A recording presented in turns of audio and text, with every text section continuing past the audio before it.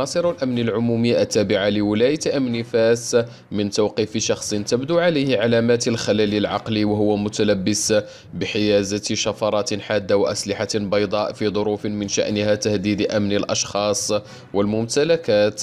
وأفاد بلاغ للمديرية العامة للأمن الوطني أنه تم توقيف المشتبه فيه على مستوى ساحة بوجلود بالقرب من حي البطحاء بإرشاد من أحد المواطنين الذي اشتبه في سلوكاته المضطربة، وهو البلاغ الذي تعاملت معه عناصر الشرطة بجدية وقامت بالتدخل الفوري، مما مكن من توقيف المشتبه فيه وهو متلبس بحيازة 5 أدوات حادة مطلية بلون قاتم، وهي عبارة عن شفرتين ومدية وسكينين صغيرين قابلين للطي. وأضاف المصدر أنه تم فتح بحث قضائي في النازلة من طرف المصلحة الولائية للشرطة القضائية بمدينة فاس تحت إشراف النيابة العامة المختصة للكشف عن ظروف ملابسة القضية، بينما تم نقل الشخص الموقوف إلى قسم الأمراض العقلية والنفسية بالمستشفى من أجل إخضاعه للخبرة الطبية للتحقيق من وضعه العقلي.